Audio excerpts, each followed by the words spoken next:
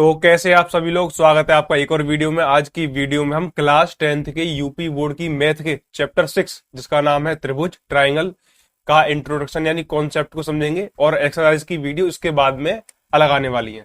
तो चलिए बिना देरी की शुरू करते हैं। तो सबसे पहले हम जानेंगे कि त्रिभुज क्या है। तो त्रिभुज की परिभाषा देखिए, तीन रेखा खंडों से मिलकर बनी बंद समतल आकृति को त्रिभुज कहते हैं। इसमें तीन भुजाएं, तीन कोण और तीन शीर्ष यानी बिंदु होते हैं। जैसे मान लीजिए ये मैंने एक आकृति बनाई, इसमें कितनी भुजाएं? इसमें हमारी टोटल तीन भुजाएं। हम मान लीजिए बिंदु मान लेंगे, शीर्ष एक ए, दूसरा बी, तीसरा सी। तो जो हमारी ये वाली रेखा है, कौन सी? ये वाली रेखा, ये जो रेखा है ए से बी तक, इसका नाम बोलेंगे हम रेखा ए बी। ये है हमारी रेखा बी सी और ये है रेखा ए सी या फिर सी ए, कुछ भी बोल सकते हैं। ठीक है। तो तीन भुजाओं से मिलकर बनी बंद आकृति को, यानी हमें तीन भुजाएं ऐसे मिला दी तो ये त्रिभुज नहीं हुआ। तीन भुजाओं से मिलकर बनी हुई आकृति को त्रिभुज कहते हैं। और एक बात त्रिभुज में नहीं, हर एक भुज में लागू होती है कि कोई भी भुज जितनी भुजाओं से मिलकर बना है उसमें उतने ही कोण होते हैं और उतने ही शीर्ष होते हैं। तो त्रिभुज है, तीन भुजाओं से मिलकर बना है, तो इसमें तीन ही कोण है, तीन ही भुजाएं हैं। ठीक है। अब इसके प्रकार होते हैं दो आधार पर, एक तो होता है कोणों के आधार पर और एक होता है भुजाओं के आधार पर। तो सबसे पहले हम देखेंगे कोणों के आधार पर। कोणों के आधार पर देखिए, कोणों के आधार पर त्रिभुज के तीन प्रकार होते हैं, जिसमें हमारा सबसे पहला होता है न्यून कोण। कौन सा? न्यून कोण। जिस त्रिभुज के तीनों कोण 90 अंश से छोटे होते हैं। तीनों कोण, त्रिभुज में तीन कोण होंगे, तीनों कोणों में से किसी भी कोण का मान 90 अंश से ज्यादा नहीं होगा और ना ही 90 अंश होगा। मान लीजिए मैंने एक त्रिभुज बनाया, ये छोटा सा त्रिभुज बना दिया मैंने। इसमें ये वाला कोण तो हमें दिया हुआ है 65 का, ये वाला भी दिया हुआ है 65 का, ठीक है, और ये वाला दिया हुआ 50 का। इसमें तीनों कोणों में से किसी भी कोण का मान 90 अंश से ज्यादा है। इसमें कोई भी एक ऐसा एंगल है जिसका मान 90 अंश से ज्यादा हो? नहीं है। 90 डिग्री से कम ही है, तो इसे हम बोलेंगे हम एक्यूट ट्राइंगल या फिर न्यून कोण त्रिभुज। ठीक है। और देखिए त्रिभुज के तीनों कोणों का योग हमेशा 180 डिग्री यानी 180 अंश होता है। तो ये बात हर त्रिभुज में लागू होती है, किसी भी प्रकार का त्रिभुज हो, कोई सा भी। ठीक है। अब देखिए इसका दूसरा प्रकार, दूसरा है समकोण त्रिभुज। जिस त्रिभुज का कोई सा एक कोण, तीन कोण होते हैं त्रिभुज में, उसमें से कोई सा एक कोण समकोण हो यानी 90 अंश का हो, ना तो 90 अंश से ज्यादा 91 हो, ना ही 89 हो, 90 डिग्री ही होना चाहिए कोई से एक कोण, उसे हम समकोण त्रिभुज कहते हैं। ऐसे ही तीसरा हमारा, तीसरा है अधिक कोण त्रिभुज। जिस त्रिभुज का कोई सा एक कोण 90 अंश से ज्यादा हो यानी 90 अंश से बड़ा हो, उसे हम बोलते हैं अधिक कोण त्रिभुज। बाकी के दो कोण कितने भी अंश को, एक कोण 90 अंश से बड़ा होना चाहिए, 90 डिग्री से ज्यादा। तो ये तो थे हमारे कोणों के आधार पर त्रिभुज के प्रकार। अब देखेंगे भुजाओं के आधार पर त्रिभुज के प्रकार। भुजाओं के आधार पर भी त्रिभुज के तीन प्रकार होते हैं। सबसे पहला समबाहु त्रिभुज। समबाहु त्रिभुज जिसकी तीनों भुजाएं समान हो। अब देखिए तीनों भुजाएं बराबर होंगी तो तीनों कोण बराबर होंगे, ये बात भी आप ध्यान रखना। अगर किसी त्रिभुज की दो भुजाएं बराबर हैं तो मिनिमम एक कोण, दो कोण तो बराबर होंगे ही होंगे। तीनों भुजाएं समान होंगी। मान लीजिए मैंने एक ये त्रिभुज बनाया ए बी सी। मान लीजिए जो ए बी है वो 5 सेंटीमीटर है, बी सी भी 5 सेंटीमीटर है और सी ए भी 5 सेंटीमीटर है। तो इस त्रिभुज की तीनों भुजाएं बराबर हैं, तो ये हो गया हमारा समबाहु त्रिभुज। भुजा बराबर है तो उसके कोण ऑटोमेटिकली जो एंगल्स हैं वो 60 डिग्री होंगे पर एंगल, 60 डिग्री, 60 और 60 डिग्री। ये हमारा हो गया समबाहु त्रिभुज। अब अगला है समद्विबाहु त्रिभुज, जिसकी समद्विबाहु, देखिए इनकी जो बाहु वाली भुजाओं के आधार पर जो त्रिभुज के प्रकार है उसकी जो डेफिनेशन है वो उनके नाम में ही है। समबाहु पहला था हमारा, सम यानी बराबर, बाहु मतलब भुजाएं, त्रिभुज माने त्रिभुज, इक्विलैटरल ट्राइंगल। अब दूसरा समद्विबाहु त्रिभुज, सम माने बराबर, दो माने दो, बाहु माने भुजाएं, यानी जिस त्रिभुज की दो भुजाएं बराबर हो। अब दो भुजाएं बराबर होंगी तो कोण कितने बराबर होंगे? कोण भी दो बराबर होंगे। और ऐसे इंग्लिश में बोलते हैं आइसोस्केल्स ट्राइंगल। कोई भी एक त्रिभुज बना लीजिए, उस त्रिभुज की कोई सी दो भुजा, जरूरी नहीं है कि आमने सामने की दो भुजा बराबर हो, ऐसा कुछ नहीं है। मान लीजिए मैंने त्रिभुज बनाया एबीसी, इसमें ये भुजा 5 सेंटीमीटर की है, ये 11 सेंटीमीटर की है और ये 5 सेंटीमीटर की है। तो हम बोल सकते हैं कि जो भुजा ए बी है वो बराबर है भुजा ए सी की या फिर सी की। दो भुजा बराबर है तो इसे हम बोलेंगे समद्विबाहु त्रिभुज। अब तीसरा इनका बिल्कुल अपोजिट है। तो तीसरा त्रिभुज हमारा वो है विषम बाहु त्रिभुज। विषम माने एक भी कुछ बराबर नहीं, बाहु मतलब भुजाएं। जिस त्रिभुज की तीनों भुजाएं आपस में बराबर नहीं होती हैं, यानी तीनों भुजाओं के मान अलग अलग होते हैं, उसे हम विषम बाहु त्रिभुज कहते हैं। अब तीनों भुजाएं अलग अलग हो रही हैं, तीनों भुजाओं के मान अलग अलग हो रहे हैं, तो तीनों कोणों के मान भी अलग अलग ही होंगे। ठीक है, मान लीजिए इसी में समझ लीजिए, ये 5 है, ऊपर वाले चित्र देखिए, ये 5 है और ये 11 है, और इस भुजा को मैं मान लेता हूं 8। तो इसमें तीनों भुजाएं अलग अलग हो गई, तो ये हमारा विषम बाहु त्रिभुज हो गया। ठीक है, स्केलिन ट्राइंगल। तो ये तो थे हमारा त्रिभुज और त्रिभुज के प्रकार। अब जो चैप्टर में सबसे इंपॉर्टेंट चीज जो हमारे पूरे चैप्टर में काम आने वाली है वो है हमारी समरूप आकृतियां। अब समरूप आकृतियां क्या होती हैं? ये बहुत ही सरल चीज है। समरूप आकृतियां होती हैं, पहले मैं आपको इसकी डेफिनेशन बताता हूं, फिर एग्जाम्पल से समझाऊंगा। समरूप आकृति होती है हमारी भुजाओं की समान संख्या वाले दो बहुभुज, यानी दो ऐसे भुज, दो ऐसी आकृतियां, दो ऐसी डिजाइन्स जो बिल्कुल जिनकी भुजाएं बिल्कुल समान हो। जैसे ट्रायंगल ले लीजिए, ठीक है, एक दो ट्रायंगल बनाएंगे हम, दो त्रिभुज बनाएंगे, तो भुजाएं तो दोनों बराबर होंगी। समरूप होते हैं यदि उसमें दो पॉइंट हमें कंफर्म होनी चाहिए, उनके संगत कोण बराबर हों। अगर दो कोई आकृतियां, कोई दो डिजाइन्स बराबर होंगी, जब जब उनके संगत कोण बराबर होंगे, एंगल्स बराबर होंगे, और संगत भुजाएं बराबर नहीं हो लेकिन एक समान अनुपात में हो। देखिए कैसे, मान लीजिए मैं आपको चित्र से समझाता हूं। पहला देखिए, इस पर ध्यान मत दीजिए, हम देखेंगे सीधे इस वाले को। देखिए ये हमने क्या बनाया हुआ है, मान लीजिए मैं अलग ही बताता हूं आपको। एक ही हमारी आकृति है, आप बोल लेंगे सर ये तो स्क्वायर है, वर्ग है। हमने एक और ऐसा ही चार भुजाओं वाला बहुभुज बना लिया। ठीक है, अब मैं बोलूं क्या ये दोनों जो मैंने आकृति बनाई है, नंबर 1 नंबर 2, क्या ये बराबर है? तो आप बोलोगे बराबर नहीं है। अगर मैं पूछूं आपसे क्या ये समरूप है, तो आप बता देंगे। देखिए ये मैंने क्या बनाया है, वर्ग। ठीक है, ये भी मैंने वर्ग ही बनाया है, लेकिन दोनों जो भुजाएं हैं, दोनों की जो आकृति है, डिजाइन, एक छोटा वर्ग है एक बड़ा वर्ग है, लेकिन इनके समरूप होने के लिए क्या होना चाहिए, जो इनके संगत कोण है वो बराबर होनी चाहिए। सबसे पहले इन दोनों स्क्वायर्स को नाम दे दो, A B C D, P Q R और एस। अब संगत कोण कौन से होते हैं? देखिए जो अपर कॉर्नर पे, अपर लेफ्ट कॉर्नर पे जो हमारा कोण बनेगा, यहाँ पे एंगल, ऐसे इस वाले का जो अपर लेफ्ट कॉर्नर पे, ऊपर वाले डेढ़ हाथ वाले जो हमारा कोण बनेगा वर्ग, ये हमारे एक दूसरे के संगत कोण है। अब देखिए वर्ग है, वर्ग चारों भुजाओं से मिलकर बना होता है, और वर्ग का प्रत्येक कोण 90 अंश का होता है।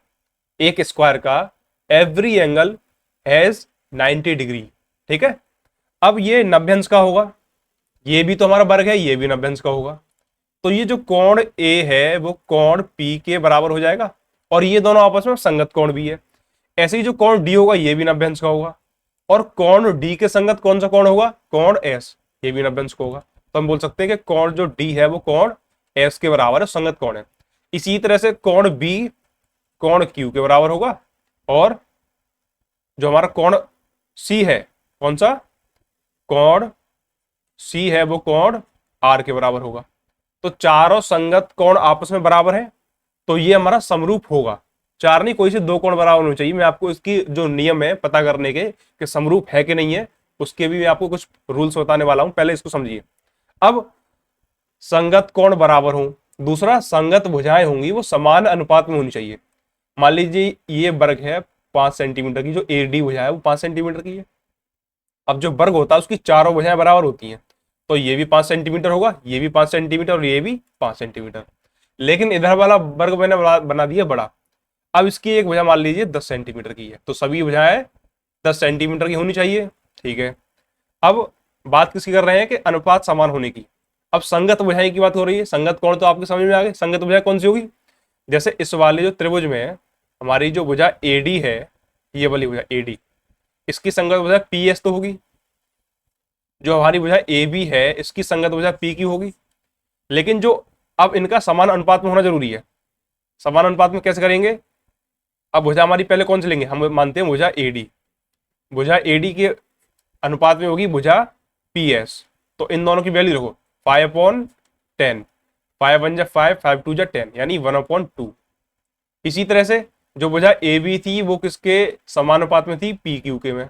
भुजा ए बी का मान भी 5 है और पी क्यू का मान भी 10 है, ये भी 1/2 रह जाएगा। अब देखिए ऐसे ही हम और के मान निकालेंगे तो वो भी 1/2 आएंगे, यानी उनके भी अनुपात बराबर आएंगे।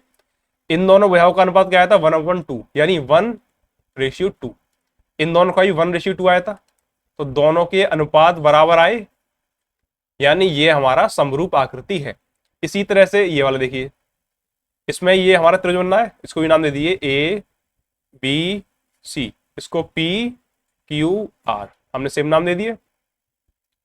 अब आकृति तो समान है, ठीक है। अब मान लीजिए इसके एंगल बराबर है, ये 50 का है, ये 50 का है, तो ये दोनों संगत कोण हो गए।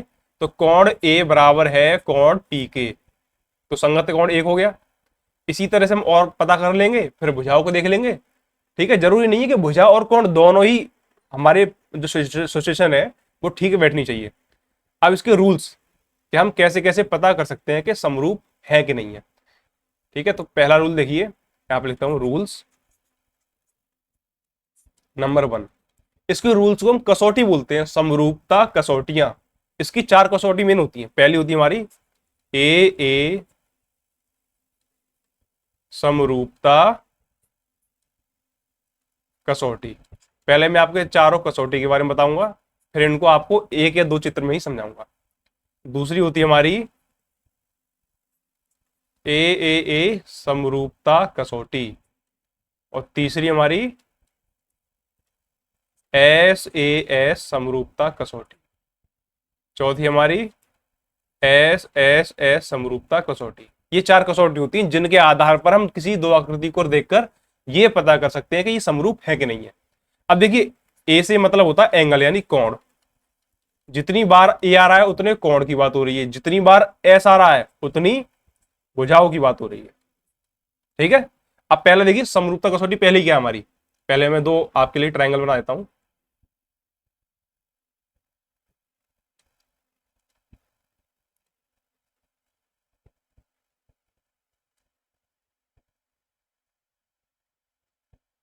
ये हमारे ट्रायंगल्स हो गए। अब मैं बोलूं क्या ये दोनों समरूप हैं? लेकिन अभी ये मैंने सिर्फ ट्रायंगल बनाए हैं, ठीक है। अभी हमारा क्वेश्चन पूरा नहीं हुआ है, तो मैं पहले क्वेश्चन को पूरा करता हूं। A B C P Q R. मैं बोलता हूं जो कोण ए है वो 80 अंश का है, कोण पी भी इसमें 80 अंश का है, इसमें जो कोण बी है वो 40 अंश का है, इसमें जो कोण क्यू है वो 40 अंश का है। यहाँ पर हम भुजाओं की बात नहीं कर रहे हैं, सिर्फ एंगल्स की बात कर रहे हैं, कोणों की। अब मैंने आपको इतना क्वेश्चन दे दिया, ठीक है। ये दोनों चित्र हैं आपके क्वेश्चन में आएंगे। अब मैं पूछूं क्या ये दोनों आकृतियां या ये दोनों त्रिभुज आपस में समरूप हैं, और है तो क्यों है, कैसे है, कौन सी कसौटी के द्वारा है। तो देखिए पहली कसौटी क्या है? ए समरूपता कसौटी। ए कितनी बार आ रहा है? 2 बार। ए का मतलब मैंने आपको क्या बताया था? कोण। 2 बार आ रहा है, नहीं 2 कोण।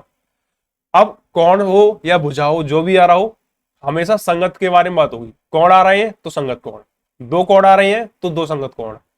2 बार आ रहा है यानी 2 संगत कोण किन्हीं भी 2 आकृति के अगर 2 संगत कोण आपस में बराबर होते हैं तो वो हमारा समरूप होगा ए समरूपता कसौटी द्वारा। जैसे देखिए यहां पे मैं लिख सकता हूं कोण ए किसके बराबर है? कोण पी के। ये वाला कोण इसके बराबर है, और ये लिख सकता हूं कोण बी बराबर है कोण क्यू के, और ये आपस में संगत कोण भी है। तो देखिए 2 कोण बराबर हो गए, तो मैं यहां पे लिख सकता हूं नीचे कि जो हमारा त्रिभुज है, यहां पे लिख सकता हूं मैं कि त्रिभुज एबीसी समरूप का ही चिन्ह होता है। देखिए समरूप, ध्यान रखिएगा, समरूप है त्रिभुज पी क्यू आर के। अब कौन सी कसौटी द्वारा है? तो मैं यहां पे लिख दूंगा ए समरूपता, मैं शॉर्ट में लिख दे रहा हूं, कसौटी द्वारा। हो गया, बस इतना करना है आपको क्वेश्चन में। अब ये हमारी पहली कसौटी होगी। अब दूसरी कसौटी आप थोड़ा बहुत समझ में होंगे। दूसरी कसौटी क्या है? ए समरूपता कसौटी। ए कितनी बार आ रहा है? 3 बार। ए का मतलब कोण, जितनी बार आ रहा है उतने कोण, यानी 3 कोण। 3 कोण से मतलब है 3 संगत कोण बराबर हों। अब इसी में देख लीजिए, मैं यहां पे लिख दूं कि ये जो तीसरा कोण है ये हमारा 60 अंश का है, ये हमारा 60 अंश का है। तो ये दोनों आपस में, जो कोण ए था वो कोण पी के संगत था जो कि बराबर था, कोण बी कोण क्यू के संगत था जो भी बराबर था। अब जो कोण सी है वो कोण आर के संगत है और बराबर भी है।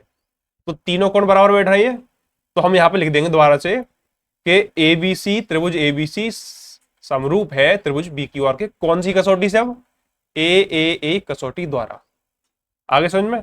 अब देखिए तीसरा, तीसरे के लिए मैं अलग से चित्र बनाता हूं। तीसरा थोड़ा ध्यान से समझिएगा, ये भी इजी ही है।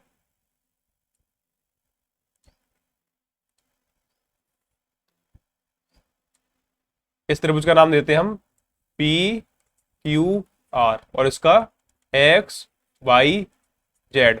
अब हमारी तीसरी कसौटी है एस ए एस कसौटी। ये है एस कितनी बार आ रहा है? 2 बार, यानी 2 भुजाएं संगत भुजाएं बराबर होनी चाहिए। ए कितनी बार आ रहा है? 1 बार, यानी एक संगत कोण बराबर होना चाहिए। लेकिन यहां पर एक पॉइंट देखिए, मैं बोलता हूं कि कोण पी है हमारा 90 अंश और कोण एक्स है 90 अंश। संगत कोण है तो एक संगत कोण हमें बराबर पता चल गया। अब मैं बोल रहा हूं कि जो भुजा पी क्यू है वो 8 है, भुजा एक्स वाई है वो 16 है, भुजा पी आर है हमारी 5 और भुजा एक्स वाई है 10। ठीक है। अब मैं आपसे पूछूं कि क्या ये आकृतियां आपस में समरूप है? तो आप पहले तो ये लिख दोगे कि कोण P बराबर है कोण X के जो कि संगत है। अब भुजाओं का हमें अनुपात देखना है। भुजा बराबर हो तो समरूप होगा ही होगा, लेकिन अब बराबर नहीं है तो अनुपात देखेंगे। संगत भुजाओं के अनुपात, भुजा जो PQ है जिसका मान हमें क्या दिया हुआ है 8, ये वाली भुजा XY भुजा के संगत होगी। तो PQ बट्टे XY ये इनका अनुपात हो गया। अब इस तरफ इनके मानों का अनुपात, PQ का मान 8 और XY का मान 16, 8 1 8, 8 2 16, यानी 1/2। तो PQ अपॉन XY का अनुपात आया 1/2। अब इसी तरह से जो भुजा हमारी PR है, PR वो किसके संगत है? XZ के। तो ये दोनों आपस में अनुपात में आएंगी। PR का मान 5 है, XZ का मान 10 है। 5 1 5, 5 2 10, इसका अनुपात क्या आया 1/2। दोनों भुजा संगत भुजाओं के अनुपात बराबर में आए, समानुपात में है और हमारा एक कोण बराबर है। तो 2 भुजा एक कोण, 2 भुजा और एक कोण बराबर है। तो ये आकृति हमारी समरूप होंगी एस समरूपता कसौटी द्वारा। ठीक है। यहां पे मैं लिख दूंगा कि जो त्रिभुज पी क्यू आर है समरूप है त्रिभुज एक्स वाई जेड के कौन सी कसौटी द्वारा? एस समरूपता कसौटी द्वारा। लेकिन यहां पर आपको एक बात याद रखनी है, जो हमारी 2 भुजाएं बराबर होंगी या समानुपात में होंगी उनके बीच में ही वो कोण बनना चाहिए। अब मान लीजिए मैं बोल दूं कि पी क्यू एक्स वाई के समानुपात में है, पी आर एक्स जेड के समानुपात में है, तो इन वाली दोनों भुजाओं की बात हो रही है, इन वाली दोनों भुजाओं की बात हो रही है। तो जो कोण बनेगा वो इनके बीच में ही बनना चाहिए, जो कि यहां पर बन रहा था। ये नहीं है कोण यहां पर बन जाए। मान लीजिए कोण पी की जगह पर, कोण पी की जगह पर क्या दिया हो, कोण तुम्हें आर का मान दे दिया हो, तो भुजा तो हमें ये वाली बराबर दी है लेकिन कोण हमें ये वाला दे दिया। तो जो कोण है वो उन्हीं दोनों भुजाओं के बीच में तो नहीं बनना है जो समानुपात में है। तो ये यहां पर हमारी कसौटी लागू नहीं होगी। तो ये तो होगी हमारी तीसरी एस समरूपता कसौटी। अब चौथी कसौटी क्या है? एस समरूपता कसौटी, यानी एस कितनी बार आ रहा है? 3 बार, यानी तीनों संगत भुजाएं बराबर होनी चाहिए। अब इसी में देख लीजिए, यहां पर कोण हटा दीजिए, यहां पर देखिए मैंने कोण हटा दिया। ठीक है।